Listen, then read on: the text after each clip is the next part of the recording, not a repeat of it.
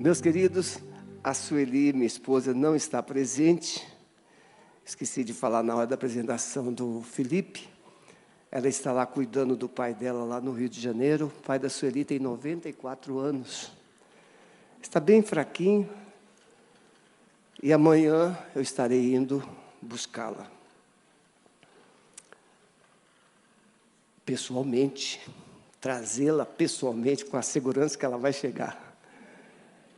Família, e a nossa palavra hoje é legado precioso.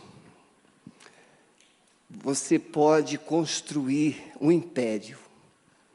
Você pode pendurar diplomas, certificados nas paredes da sua casa. Você pode ter um fundo bancário excepcional. Mas no final, se você não tiver filhos,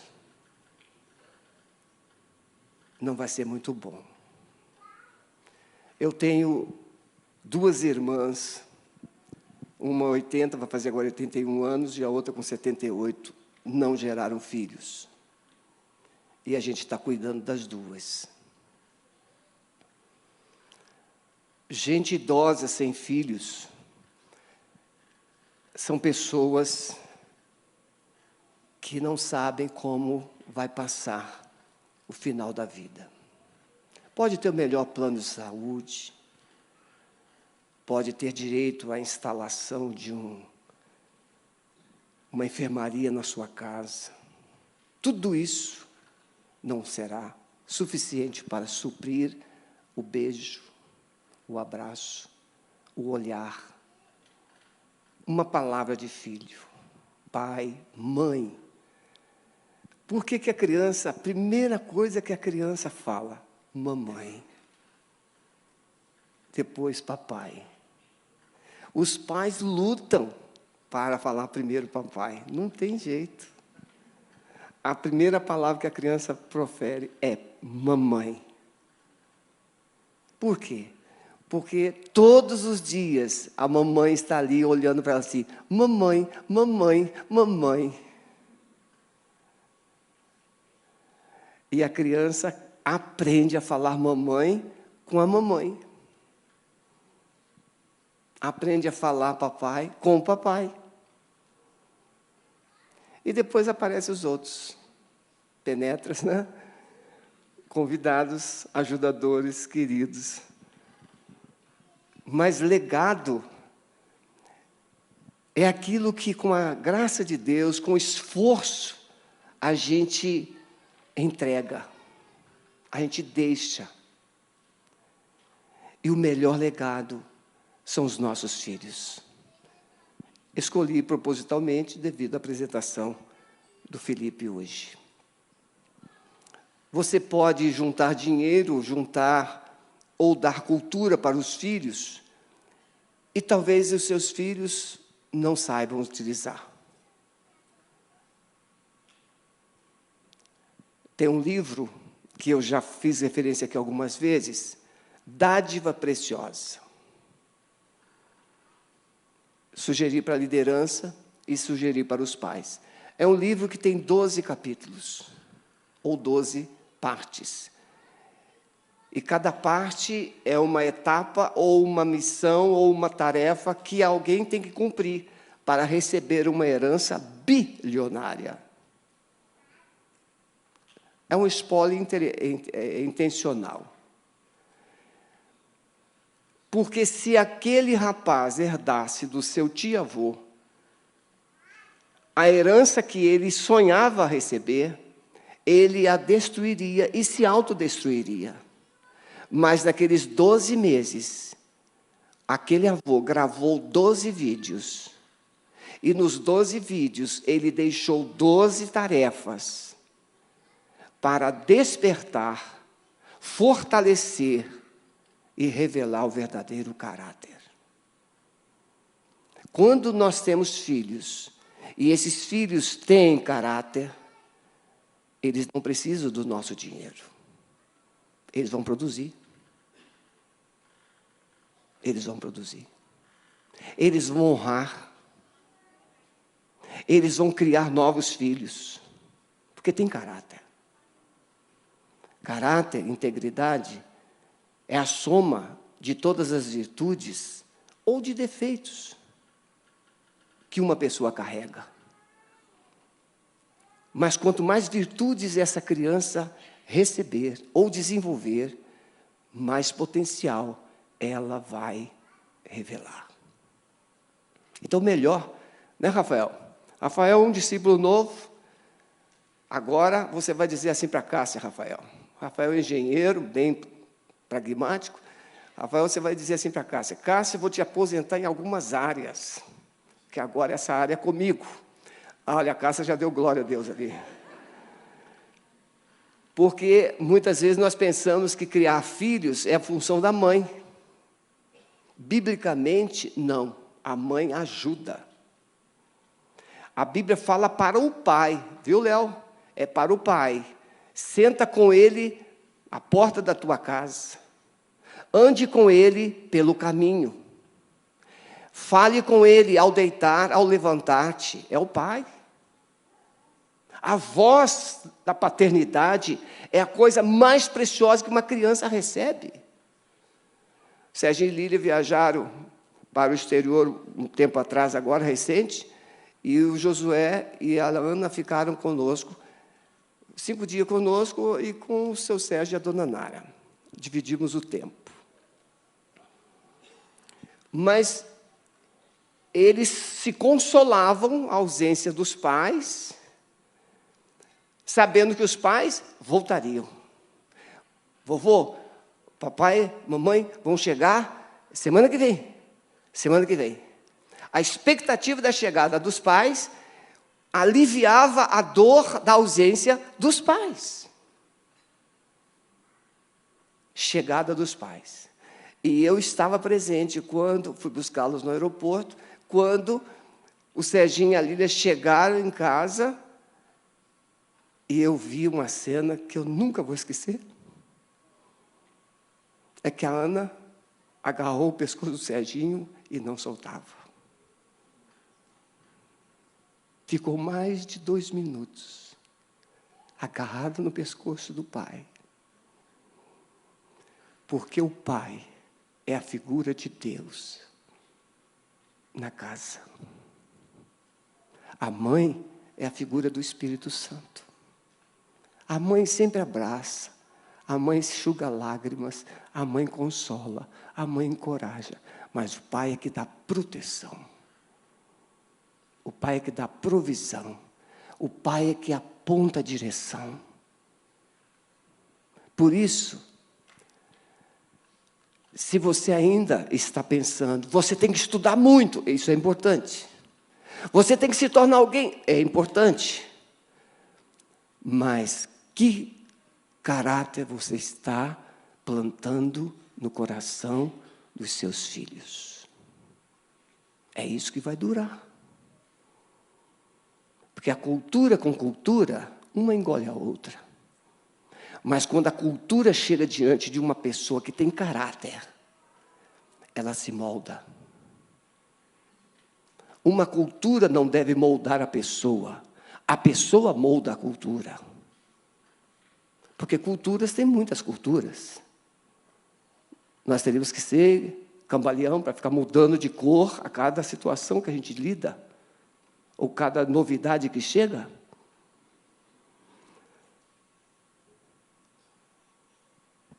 E eu nem li o texto ainda. Está em Ruth, capítulo 1, de 1 a 6. Irmãos, na verdade, eu não preciso eu só quero falar umas coisas assim, bem pontuais.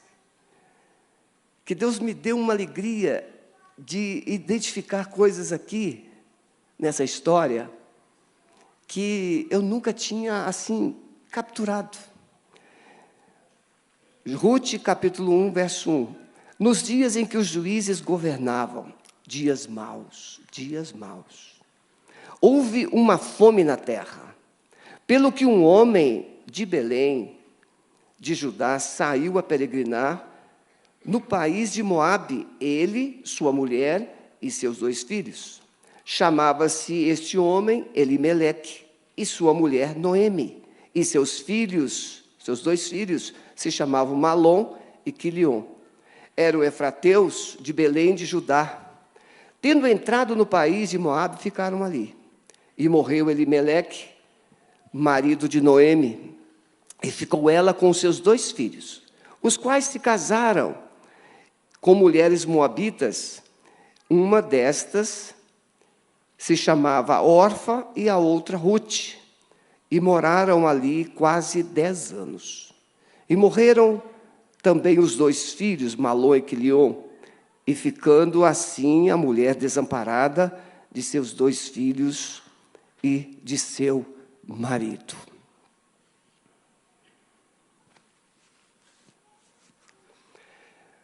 Muitas pessoas já leram a história dos juízes.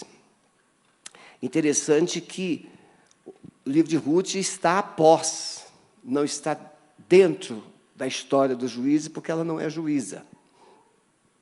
Mas poderia ter sido. Retrata uma história de uma família que, num tempo de crise, essa família decide tomar uma decisão e toma a decisão de sair. E eles, então, entendem que a saída deveria ser para Moabe, um país estrangeiro, um país pagão, outros deuses, outra cultura, e eles foram para lá. Mas também esse livro de Ruth retrata que não somente é uma família que sai, é uma família que busca respostas em um país distante, mas também retrata a história de uma família que retorna. Na saída, eles saíram com uma perspectiva. Noemi, a esposa de Elimeleque, ela vai dizer mais tarde: cheia eu saí. Eu saí daqui cheia, farta. Eles eram bem fartos, era uma família rica. E ela diz assim: vazia eu voltei. Mas ela retorna. Nessa história, nós vamos aprender que sair do lugar onde nós estamos nem sempre é a melhor coisa a fazer. Sair de casa, sair do casamento, sair do trabalho, sair, deve ser precedido de uma reflexão. É a melhor coisa a fazer? Noemi significa encantadora. Veja, amável, encantadora. Ela, quando retorna, o povo diz assim: é Noemi. Mas ela diz: não chamai-me mais Noemi, mas Mara. Porque cheia saí, vazia voltei, feliz eu saí, amargurada estou retornando. E ela diz uma coisa terrível, ela diz assim: a mão de Deus descarregou sobre mim.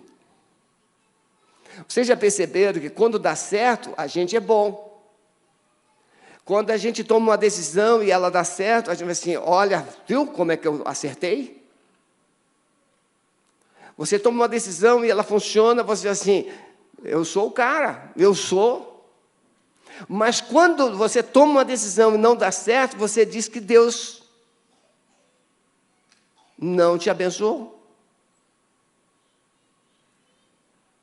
Tudo que dá errado na nossa vida, a gente culpa Deus.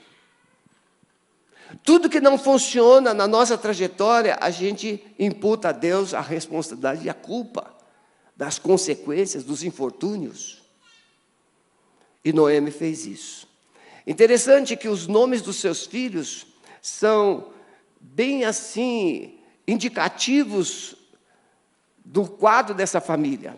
Apesar de ser uma família abastada, Elimeleque significa meu Deus é rei, meu Senhor é rei. Mas olha os nomes dos filhos. Malom significa enfraquecido. Parece que nasceu meio anêmico. E o nome do filho, na cultura hebraica, traz junto, né, Miguel? José Miguel e Miguel. Os dois Miguéis aqui são cabeção. Os dois são muito estudiosos nas línguas originais. Na cultura hebraica, os nomes, eles carregam a identidade, ou carregam uma mensagem do significado, do propósito da criança. Por exemplo, Isaac, a Rebeca riu. Então, Isaac é riso. Ele traz junto alguma coisa que identifica, que revela o cenário. O Malom enfraquecido. E o pior, o Quilion. O Quilion está enfermo. O menino já nasceu doente. O outro nasceu anêmico. E o outro nasceu doente. Já viu criança que nasce? E eu acompanhei aqui algumas mamães. A criança nasce, já vai para a incubadora, já vai para a UTI, fica lá meses. O Quilion, ele foi esse tipo de criança, já nasceu e já foi entubado, já foi para a UTI, e ele traz consigo essa referência, enfermo. Esses pais vão para Moabe, e os 3 homens morrem. Mas, meus irmãos, a família foi em busca de respostas. Deixou Belém. Belém significa casa do pão. Belém está em Judá. Eles eram da tribo de Judá. A tribo que tinha a marca, refletia a esperança de um tempo de restauração. Belém seria a cidade onde Jesus nasceria. Eles estavam ali, mas decidem sair. E aí, irmãos, eu vou pegar só isso, que eu creio que será o suficiente.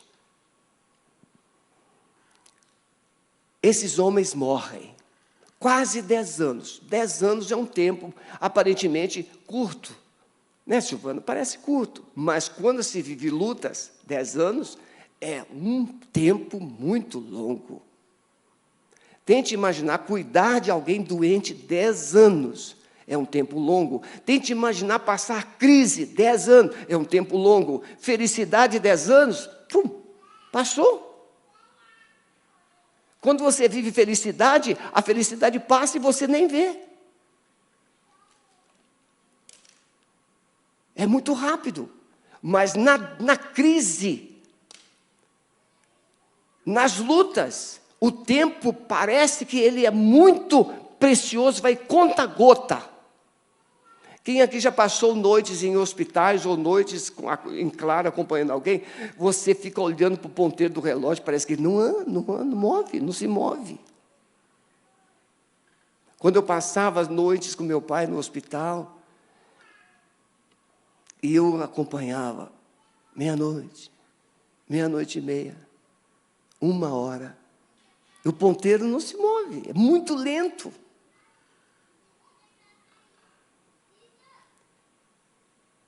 Dez anos. E aí a Noemi fala assim, vamos voltar. Porque ela ouviu. Alguém disse, olha, Deus visitou Israel, a chuva voltou, a produção voltou, agora tem fartura novamente, vamos voltar. Deus visitou o seu povo. Sempre essa expressão, Deus visitou o seu povo, é sinal de restauração, é sinal de cumprimento de promessas. Deus nos visitou. E elas decidem voltar. E quando as 2 noras vêm juntas com ela, ela diz assim, não, minhas filhas, fiquem, voltem para suas casas, procurem um marido para vocês, vão reconstruir a vida de vocês. E uma nora órfã aceita e retorna, beija e vai embora. Mas a Ruth não. Daqui a pouco eu vou dizer o significado do nome Ruth. A Ruth, ela se agarra à sua sogra. Que sogra, hein? O que essa sogra fez com essa nora?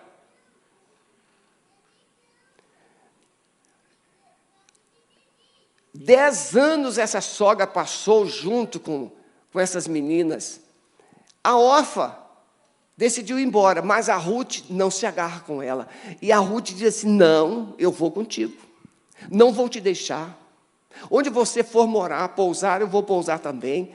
Aonde você ficar, eu vou ficar. O teu Deus é o meu Deus, o teu povo é meu povo. E tem mais, eu vou ficar com você até a morte.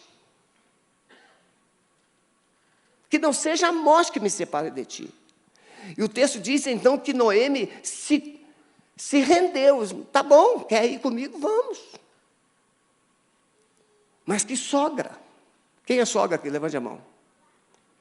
Pois é, profetizo que você é essa sogra. Palavras boas para sua nora. Com certeza essa sogra ensinou Noemi a orar, a Ruth a orar. Essa sogra ensinou a Ruth quem era o Deus de Israel. Essa sogra não ficou lamentando a morte do marido. Essa sogra não ficou lamentando a morte dos filhos. Essa sogra não ficou lamentando perdas da vida. Essa sogra ficou falando, em Israel tem um Deus que é vivo, que é poderoso. Ele é um Deus de amor, é um Deus de misericórdia. Ele é um Deus que abençoa, é um Deus que cumpre as suas promessas.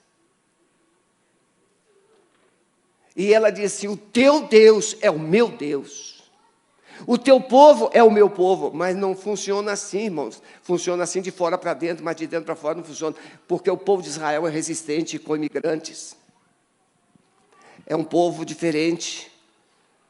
Tem que passar por processos, por rituais, para serem aceitos, para serem inseridos na nação.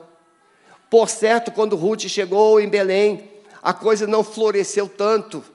O texto diz que elas duas chegaram e o povo ficou com muita misericórdia. Eu acredito que elas chegaram assim, bem acabadinhas as duas. Aquela viagem sozinhas, as duas. Camelos ou mulas, jumentos, não sei, deserto, sem muitos recursos, até chegar em Belém, chegaram assim. Eu acho que elas queriam um salão de beleza, né? Mas não tinha din-din. Não é assim? A mulher chega de algum lugar, já pensa banho, e onde tem um salão? Tem que arrumar esse cabelo, tem que passar. A minha irmã usa o creme, 30 ervas. É um creme milagroso, tiradores. Aí eu não achei o 30 ervas, que só tem no Rio de Janeiro. Aí encontrei para ela um creme chamado Canela de Velho. Quando ela leu o nome do creme, que creme é esse, Canela de Velho? O médico disse que esse creme é milagroso, ele é uma maravilha, melhor do que todos os cremes. Ah, é mesmo? É, a minha irmã, falei, a minha irmã acredita na hora. Está lá o creme Canela de Velho. Mas aí meu irmão trouxe o 30 ervas, pronto, está feliz da vida. Agora tem o Canela de Velho de um lado, 30 ervas do outro. Mas a mulher é assim, passou creme, está bem, tem que passar alguma coisa. Chegaram em Belém. Aí a gente fala assim, as mulheres que é um Boaz. É assim, meninas? As solteiras. Quem está solteiro aqui? Tem vergonha, não? Pode levantar a mão. Isso. Todas, né, filhinha? Queria um Boaz, né? Achou? E um Boaz. Tem cara de Boaz mesmo, Vanderlei. Não é?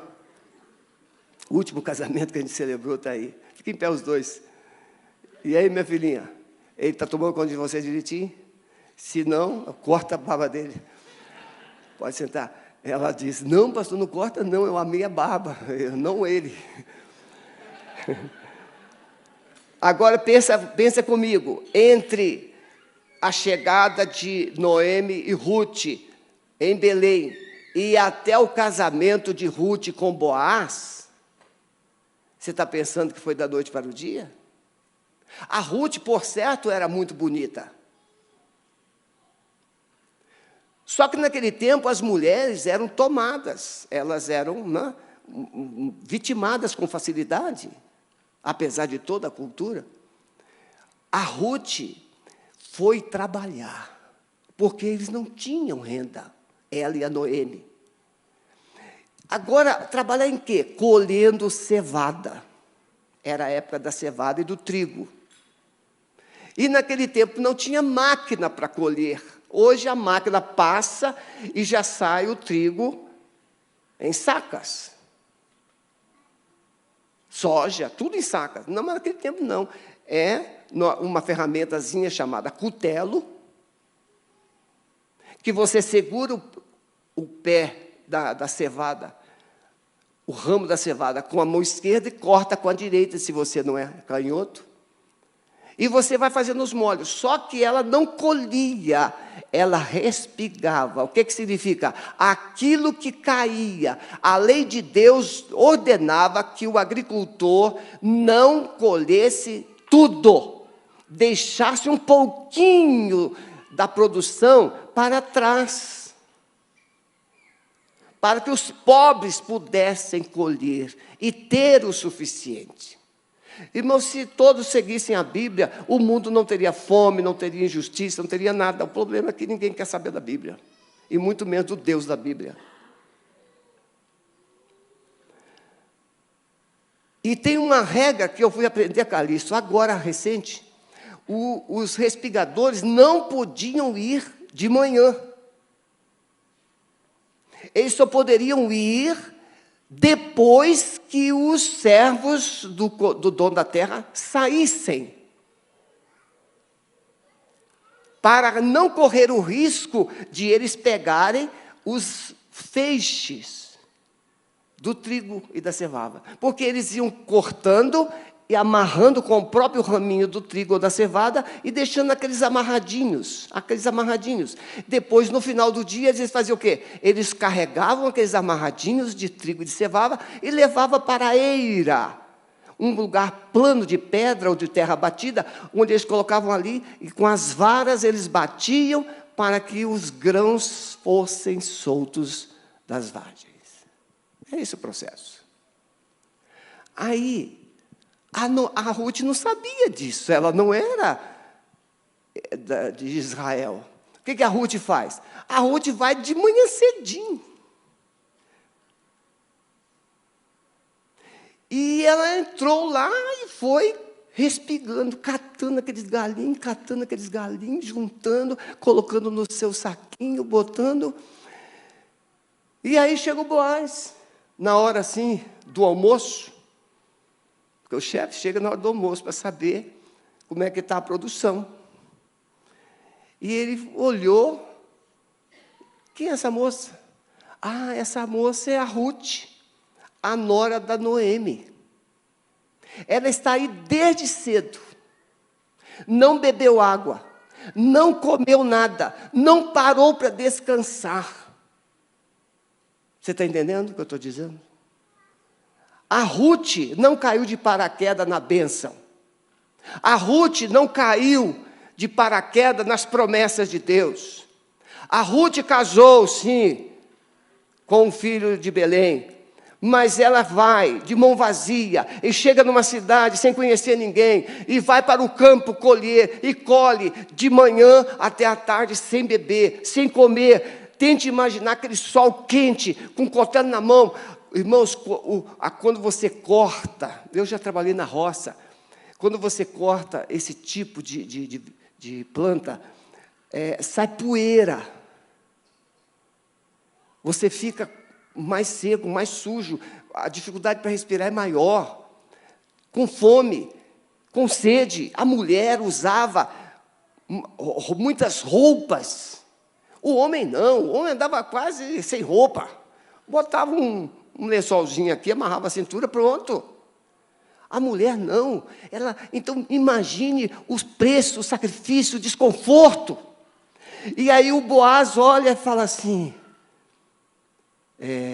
deixe um pouquinho para trás para ela colher. E chama, e disse, muito bem, minha filha, você veio para cá, vem para cá. E Boaz chama e dá um pedaço de pão, manda, é interessante, né? A comida do Oriente, lá, pedaço de pão no vinagre, é vinagre mesmo? Tem alguma coisa naquele vinagre? É um molho? Você não sabe? Sabe nada?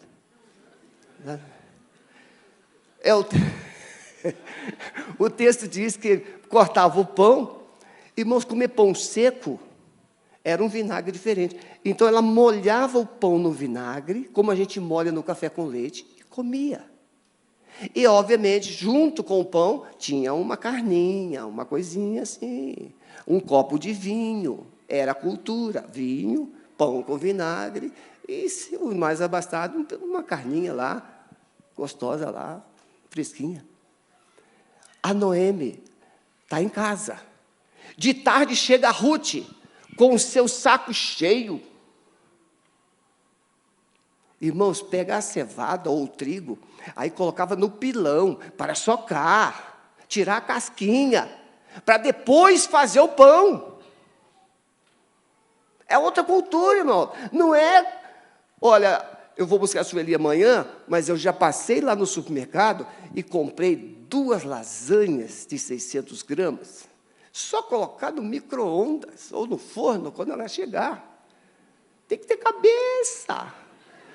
Para que fazer coisa de chegar de viagem cansado? Já está lá as 2 lasanhas prontinhas, viu, meu amor? Está prontinho lá, chegou, a gente vai comer bem quando chegar.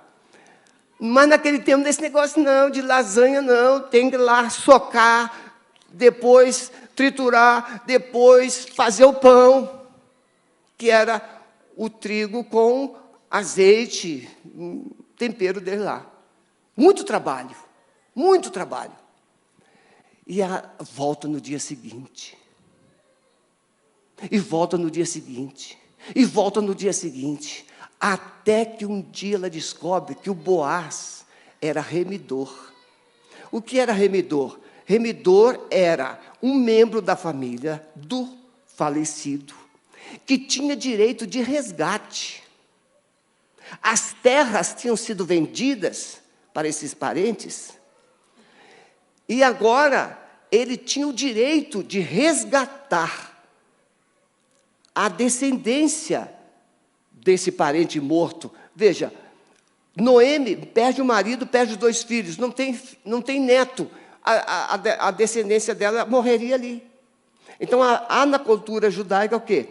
Que um filho casou, morreu, o segundo filho vai suscitar a descendência com a viúva, vai casar com a viúva, e assim vai.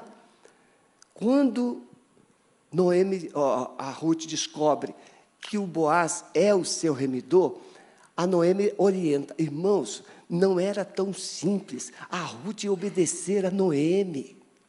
Não era tão simples. A Ruth manda, a Noemi falou assim, vai lá respingar, ela ia. Vai lá fazer isso, ela ia. Obediente. Ela era nova. Poder assim, não, vou dar um passeio na cidade para saber que cidade é essa. Não é assim? Ela é nova. Noemi velha. Quando eu voltar, quero comida. Estou ouvindo alguma coisa? A cultura. Quando chega em casa, a gente quer o quê? Tudo pronto. A Noemi fala assim, minha filha, esse é remidor. Esse que pode resgatar a tua descendência. Você vai lá, meia-noite, descobre, observa onde ele deita, e você vai lá e deita aos pés dele, e descobre os pés dele. Ele vai entender. E a Ruth faz exatamente como a sogra orientara. E ela vai lá, observa onde o Boaz deita. Ela vai lá, descobre os pés dele e deita aos pés dele. E o Boaz acorda meia-noite. E está aquele mulherão do lado. E aí, Fúvio? Como é que fica?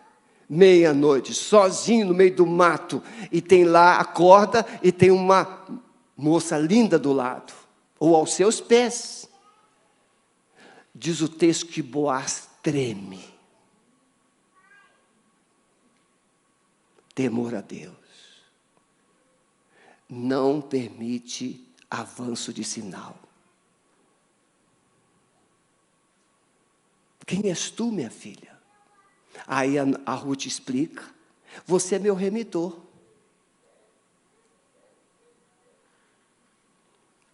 O Boaz assim: é verdade. Bendita és tu que não foste com outros jovens, mas viestes aqui.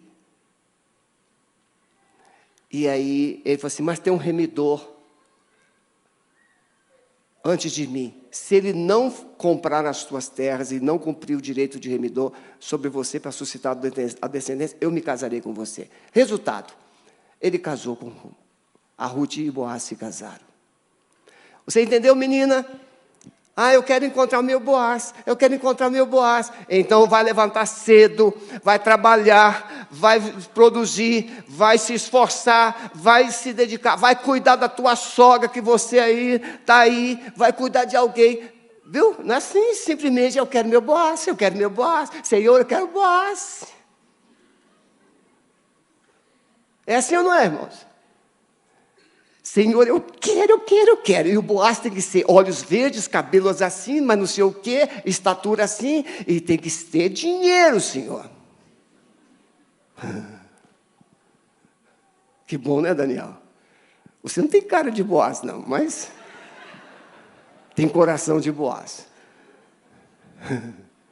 Aí, se casa. Agora preste atenção. A Ruth, o nome dela significa bela. Ela era bonita. Amiga e companheira. Irmãos, o nome retrata a identidade. A Ruth era amiga, companheira. Era tudo que um homem buscava. Bela, amiga e companheira. Irmãos, mulheres de Deus querem deixar os seus maridos apaixonados. Seja bonita. Mas, pastor, não sou tão. Acredite que é. Porque o grande problema é que Deus dá, às vezes, beleza para alguma mulher e a bênção não acredita.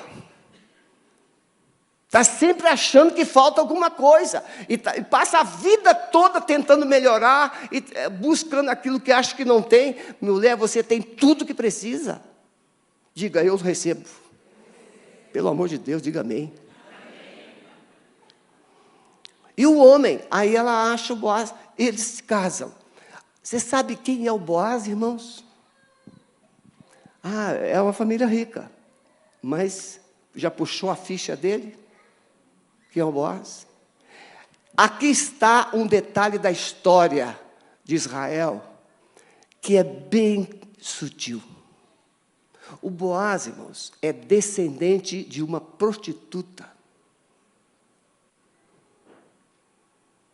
Raabe.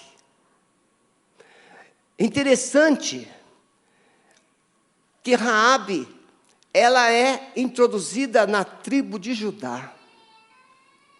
Quando Israel toma Jericó, a Raabe, ela decidiu crer no Deus Todo-Poderoso de Israel. Ela confiou no Deus Todo-Poderoso de Israel. Raabe era a única pessoa crente de Jericó. Quando os espias chegam, e ela tem um prostíbulo, mas ela não era mais prostituta.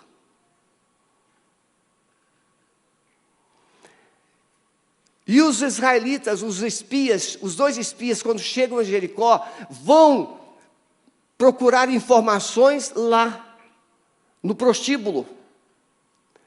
E quando Raabe escuta a história dos espias, ela diz assim: eu bem sei que Deus entregou toda essa cidade nas suas mãos. Porque tenho ouvido, eu sei o que Deus fez com os egípcios, eu sei o que Deus fez com Magog e Og lá antes do Jordão, eu sei que Deus fez isso, eu sei que Deus fez aquilo. A Raabe sabia a história de Deus, a Raabe conhecia o poder de Deus, a Raabe havia entregado o seu coração para Jesus, para Deus. E essa mulher, é a única, com a sua família, sobrevivente de toda a população de Jericó. E ela é introduzida na tribo de Judá. E Raabe gera Salmão. Salmão é o pai de Boaz. E está lá o Boaz, abençoado. Mas de onde veio?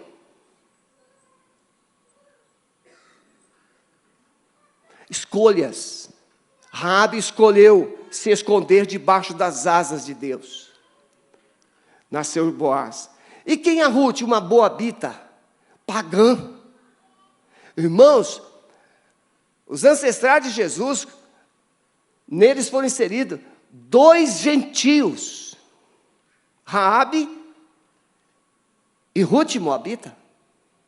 Esse Deus que não faz acepção de pessoas, esse Deus que pega uma pessoa falida e levanta, esse Deus que pega uma família destroçada e restaura, esse Deus que pega alguém sem esperança e transforma num reparador de brechas. Você pensa que não é no que não tem valor, que não é ninguém. Você pensa que não tem esperança. Deus pode fazer na sua vida algo extraordinário, desde que você se coloque inteiramente, completamente nas suas mãos. E aí a Ruth se encontra com uma moabita, que agora é judia, por adoção. Ela se encontra com Boaz, que é neto de uma prostituta. E os dois se casam e geram Obed. Obed gera Jessé. E Jessé gera Davi. E de Davi vem Jesus. Vocês estão entendendo? Que legado precioso. Mas qual o preço de um legado precioso? Se esconder e decidir viver debaixo das asas de Deus. É lá, debaixo das asas de Deus, que nós vamos forjar famílias, que nós vamos construir um legado. E imagine se a Raabe, Fabinho, pudesse enxergar o casamento de Boaz, o seu neto ou bisneto, com a Ruth. E ela disse: oh meu Deus, como o Senhor conseguiu tirar tanta coisa boa de mim. Deus conseguiu tirar um descendente de Jesus, um ascendente de Jesus, de uma prostituta. Não existe causa perdida para Deus. A sua família pode estar do jeito que estiver, há esperança. E você pode ser um lugar, uma família que vai construir um legado precioso. Vamos ficar em pé.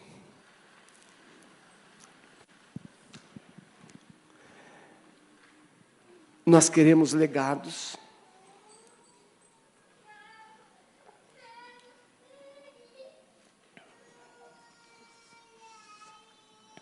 Mas às vezes não queremos pagar o preço. Eu quero fazer só uma pergunta para a gente orar com você. São 11h56. Você crê que Deus pode restaurar a sua casa, a sua família, e usar você para construir um legado precioso? Você está disposto a pagar o preço de Boaz e de Ruth? Eu gostaria de orar por você. Deixe o seu lugar e venha rapidamente para a gente orar juntos. Pode vir, em nome de Jesus. Eu faço apelo, irmãos, por quê? Porque é importante dar um passo. É importante ter uma atitude. A segunda coisa que eu quero perguntar é, se tem alguém aqui que gostaria de entregar sua vida completamente nas mãos de Jesus. Eu quero entregar minha vida a Jesus, eu quero ser salvo. Eu quero ter vida eterna. Eu creio que Jesus morreu por mim. Pode deixar o seu lugar, venha também. Entregue a sua vida totalmente para Jesus, que Ele vai não só mudar a sua história, mas Ele vai também transformar você para construir uma nova história. Pode deixar o seu lugar e vir. Nós vamos adorar o Senhor, e vocês que estão aqui à frente vão estar pensando no que vocês podem e devem construir como legado para Deus. Vamos adorar um pouquinho. Fale para Jesus agora, qual a área que precisa ser restaurada? Fale para Jesus. Eu estou entregando a minha vida a Ti, Jesus. Sim, esse é o clamor que você precisa fazer. Jesus, eis-me aqui. Eis-me aqui. Eu quero restaurar um legado precioso na minha vida. A esperança. A esperança. E essa esperança tem um nome: Jesus. Alguém aqui afastado do Evangelho gostaria de retornar para Jesus? Venha, não resista, pode vir, sem medo. Eu quero recomeçar. Amado Espírito Santo, sonda esses corações agora. Sonda, Senhor. Nós temos aqui pais que não sabem que futuro seus filhos terão. Mas eu profetizo nesta manhã que um novo tempo, uma nova história estará sendo escrita. Filhos sem sonhos voltarão a sonhar. Filhos sem ânimo serão fortalecidos e encorajados por Ti. Eu profetizo que nesta manhã Boaz está sendo gerado aqui nos corações dos jovens, e Rutes estão sendo forjados nos corações das mulheres, e uma nova história está sendo construída. Um novo tempo está sendo construído, Pai. Nós abençoamos essas vidas. E aqui também, Senhor, pessoas que estão entregando os seus corações para Ti. Sela, amado Espírito Santo, coloca um selo de vida, um selo de esperança, um selo de filho, em nome de Jesus. Amém? Fique em pé. Nós vamos sair. Quem aqui não é membro da Alameda, que está aqui, lá no estande de integração, tem uma lembrancinha para você, passe lá com carinho, tá bom? A família do Léo, passe lá, pegue uma lembrancinha. Deus abençoe, vão na paz. Muito obrigado pela presença de vocês.